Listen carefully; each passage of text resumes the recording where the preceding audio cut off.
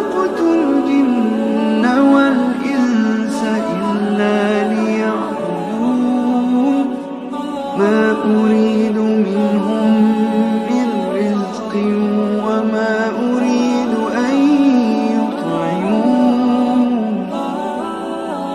إن الله هو الرزاق ذو القوة المتين.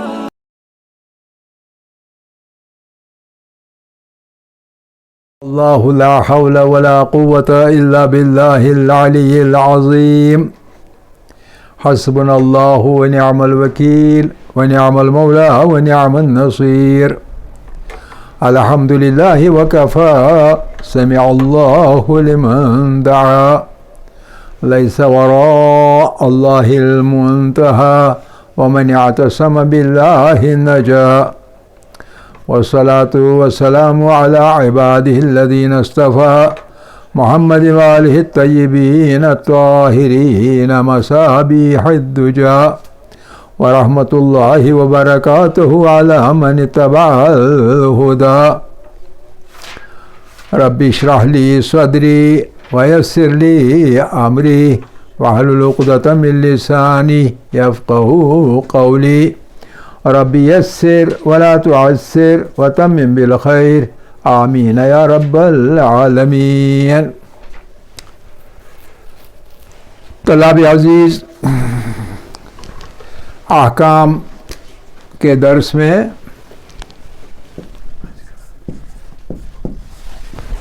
ہم آج کل حج کے موضوع پہ بات کر رہے ہیں.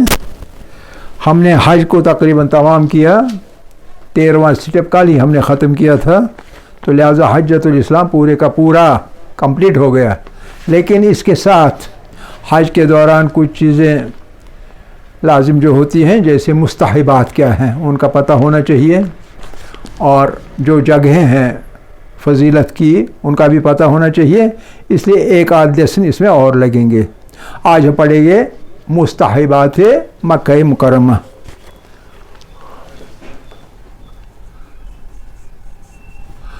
یعنی جتنی دیر تک آدمی مکہ مکرمہ میں ہے اتنی دیر تک اسے کیا کرنا چاہیے.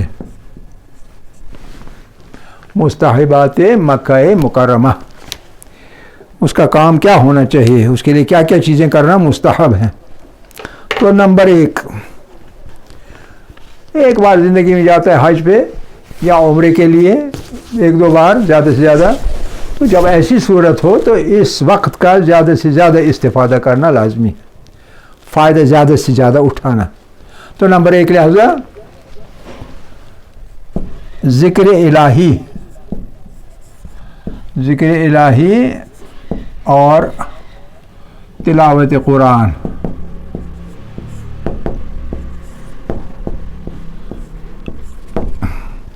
کی کثرت، یعنی کثرت کے ساتھ ذکر الہی اور قرآن کی تلاوت کثرت کے ساتھ کرنی چاہیے.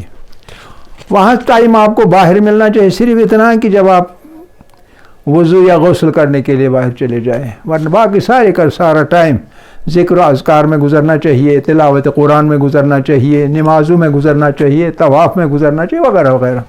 پہلی چیز ہے ذکر الہی اور تلاوت قرآن کثرت کے ساتھ. اور دوسری چیز یہ ہے، اور یہ بھی بہت زیادہ اہم ہے، اس سے ایمان میں تازگی پیدا ہو جاتی. جو ہے آپ یہ کام کرتے رہیں گے آپ محسوس کریں گے کہ آپ کے ایمان میں ایک تراوت اور ایک تازگی پیدا ہو رہی ہے. اور وہ کیا ہے؟ وہ یہ ہے کہ خانہ کعبہ کی طرف بار بار دیکھنا، خانہ کعبہ کی طرف آپ بار بار دیکھا کریں، ایمان میں تراوت اور تازگی پیدا ہو جاتی ہے. اس میں پتہ نہیں کیا خاصیت ہے، کیوں ہے، کیسے ہے، لیکن یقیناً ایک تازگی ایمان کے اندر پیدا ہو جاتی ہے، تازہ ہو جاتا ہے، آپ کا ایمان ریفریش ہوتا ہے، ایمان ریفریش ہوتا ہے، تقوی الہی بڑھ جاتا ہے کعبے کی طرف بار بار دیکھنے سے، بار بار نظر کرنے سے. اور نمبر 3 رات دن میں یا شب روز میں، رات دن میں कम से कम 10 मरतबा तवाफ करना चाहिए। 10 मरतबा तवाफ करना। 2 चीज़ें हैं वहाँ, मस्जिद हराम में या खाने काबे में 2 चीज़ें हैं, या तवाफ करेंगे या नमाज़ पढ़ेंगे या बैठ के तिलावत करेंगे, है ना। तो लेकिन जो नमाज और तवाफ है खाने काबा के अंदर, यानी मस्जिद हराम के अंदर, खाना काबे के इर्द गिर्द, अवलियत जो है, अफजलियत जो है वो नमाज को नहीं है, वो तवाफ को है। नमाज आप रास्ते में भी पढ़ेंगे, घर में भी पढ़ेंगे, तवाफ तो घर में नहीं कर सकते ना। इसलिए शरीयत ने जितनी देर तक मस्जिद हराम में, मक्का मुकर्रमा में है, अफजलियत रखी है, जितने ज़्यादा आप तवाफ करें उतने करें। दूसरा दर्जा दे दें नमाज को, तीसरा दर्जा दे दें ज़िक्र अज़कार और तिलावत कुरान को, समझ रहे ना। तो कितने तवाफ कम से कम करने चाहिए? 10 मरतबा, 10 तवाफ। और ये 10 तवाफ किस तरीके पर, कितने, कब, कितने, इसके लिए एनालिसिस है, डिस्ट्रीब्यूशन है तवाफ की, कब कितने करने चाहिए। आखिरी शब में 3, आखिरी शब यानी सहरी के करीब 3, क्योंकि उस वक्त ठंडी थोड़ी सी होती, इसलिए 3 तवाफ। 3 तवाफ कितने चक्कर होते हैं? 3 सते 21। और फिर सुबह के वक्त 2, सुबह के वक्त 2, जोहर के बाद जोहर भी 2। इसमें कम रखें क्योंकि ये गर्मी का टाइम होता है। बाद जोहर 2, और फिर अव्वल शब 3, आखिरी शब और अव्वल शब। कितने बन गए? 10 हो गए ना। 3 और 3 6, 6 और 2 8, 8 और 2 10। 10 तवाफ, 10 तवाफ होते हैं 70 शौत, 70 बार खाने काबा के इर्द गिर्द घूमना, अलग अलग, मगर हर तवाफ में 7 चक्कर मारना। एक तवाफ ख़त्म हो गया, फिर दूसरी बार 7 मरतबा, दूसरा तवाफ ख़त्म हो गया, इस तरह से। तो कुल रात दिन में 10 तवाफ करने चाहिए। ये मुस्तहब है, लाजिम नहीं है, लेकिन मुस्तहब है। अक्लमंद जो लोग होते हैं वो ज़्यादा से ज़्यादा बटोरते हैं, हमेशा जहाँ कहीं भी होंगे ज़्यादा से ज़्यादा बटोरते हैं अपनी तरफ। तो जो हाजी साहिबान है, अक्लमंद हाजी साहिबान, वो इसी तरह से सवाब बटोरते हैं, जब अपनी तरफ खींचते रहते हैं। तो ये है। लेकिन जितनी देर तक क़याम मक्का है, नंबर 4 क़याम मक्का,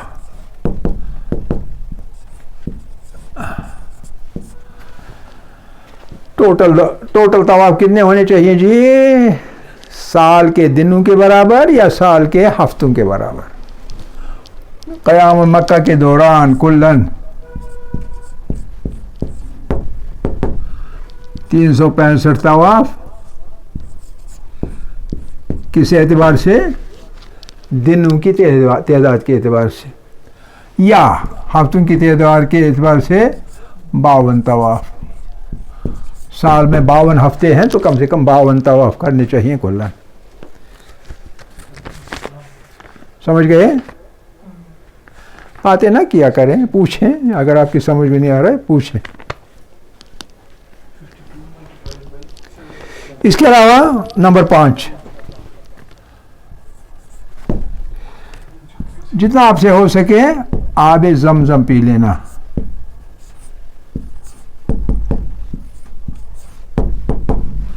आब ज़मज़म एक ख़ास चीज़ है वहाँ की, इसको पिया करें, जितना पी सकें उतना पी लें, लेकिन पीते हुए एक ख़ास दुआ पढ़ें। पी लेना इस दुआ के साथ, अल्लाहुम्मा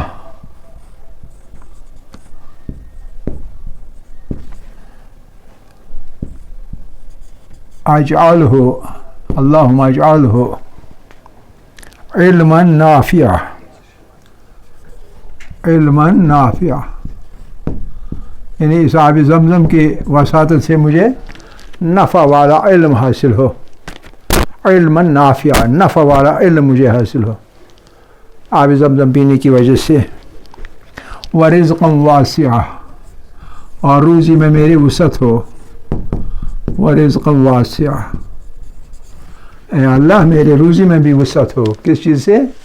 آب زمزم پینے سے، اور وشفاء، اور شفا مجھے ملے، وشفاء من کل داء وسقم، ہر درد سے، دائن درد سے، وسقم اور کمی اس کی وجہ سے۔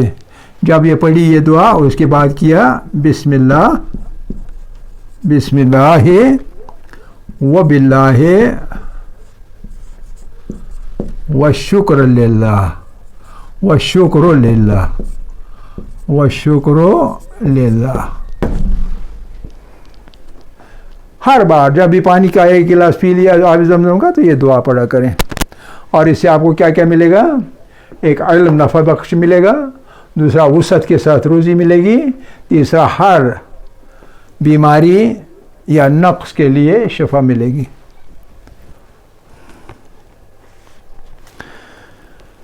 اس کے بعد اگر سیرورہ ہو گیا، نمبر 6، اگر سیرورہ خاص کر سیرورہ کے لیے، یعنی پہلی بار حج کرنے والے کے لیے، خاص کر سیرورہ کے لیے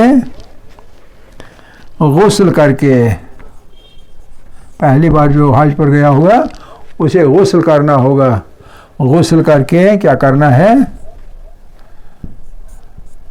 خانہ کعبہ میں داخل ہونا۔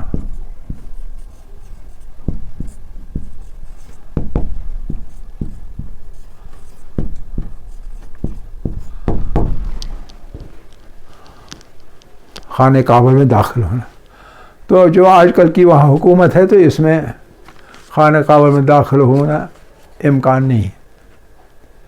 پہلے تو لوگ داخل ہوتے تھے کبھی کبھی، تو یہ لوگ تو بالکل اجازت ہی نہیں دیتے،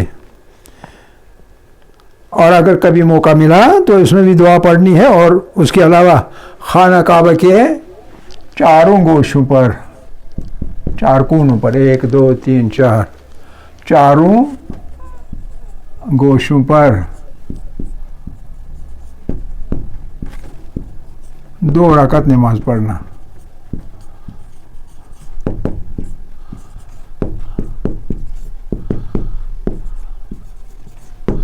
جو دعا ہے وہ میں نہیں لکھوں گا کیونکہ بیکار ہے، کیونکہ موقع نہیں ملے گا، وہ مخصوص دعا ہے۔ پھر اعمال حج، دھیان ادھر رکھیں، روح العباس دھیان ادھر رکھو، باتیں مت کیا کرو، ورنہ میں ادھر بٹھاؤں گا۔ یہ بدتمیزی ہوتی ہے، جب آپ درس کے دوران باتیں کرتے ہیں، یہ بدتمیزی ہے، اچھے اسٹوڈنٹس کی علامت نہیں ہوتی ہے۔ نمبر 7، اعمال حج سے فراغت کے بعد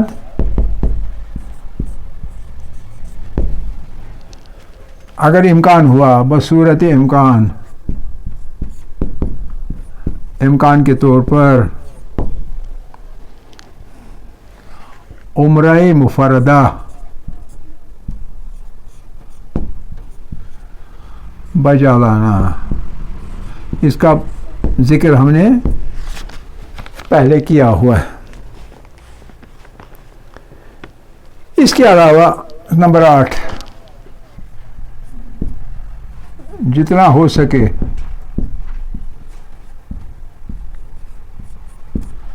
ہو سکے ماں باپ کے لیے، یعنی ان کے نام پر، اور عزیز و اقارب اور اساتذہ کے لیے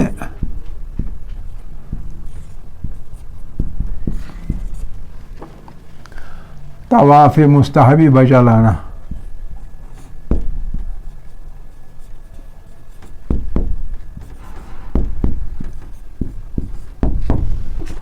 طواف مستحبی بجا لانا، ماں باپ کے لیے، عزیز و اقارب کے لیے، اساتذہ کے لیے، رشتہ داروں کے لیے، دوستوں کے لیے وغیرہ، اہل شہر کے لیے۔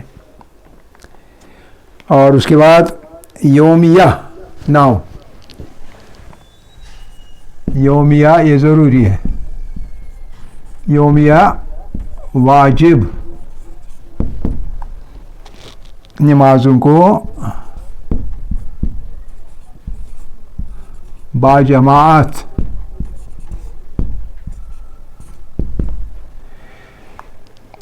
مسجد الحرام میں بجا لانا۔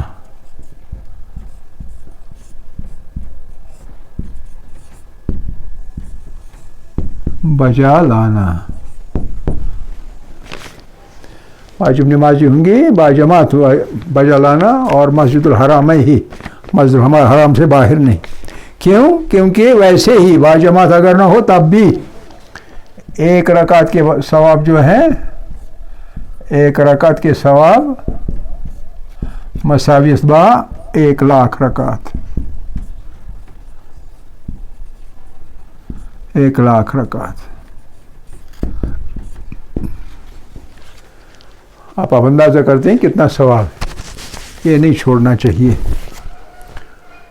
اور جب باجماعت ہوگا تو اگر 10 سے کم ہوں گے تو 25 گنا، 10 سے زیادہ ہوں گے تو پھر شمار نہیں ہے، تو اس کو کبھی نہیں چھوڑنا۔ ہم ایسے کچھ لوگ وہاں جاتے ہیں اور جماعت میں حصہ نہیں لیتے ہیں، جان بوجھ کر بھی حماقت ہے۔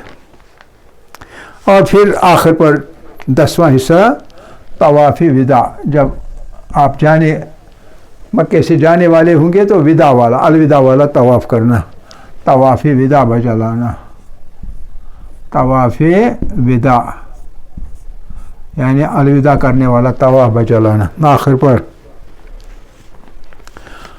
اور 11ویں بات جو ہے، جو میں نے ابھی کہی، جو غیر مقیم ہے، غیر مقیم یعنی مکے کا رہنے والا نہ ہو، اس سے باہر والا ہو، غیر مقیم کے لیے، غیر مقیم کے لیے طواف کرنا نماز سے افضل ہے، نماز سے افضل ہے۔ اسی لیے وہاں ایسا ہوتا ہے، چونکہ امام نے سلام پھیر لیا تو ایک دم سے لوگ اٹھتے ہیں اور طواف شروع کرتے ہیں، موقع نہیں ملتا ہے مزید تعقیبات وغیرہ کا۔ تو بہرحال آخر دعوانا ان الحمد للہ رب العالمین، والحمد للہ اولا وآخرا وظاہرا وباطنا۔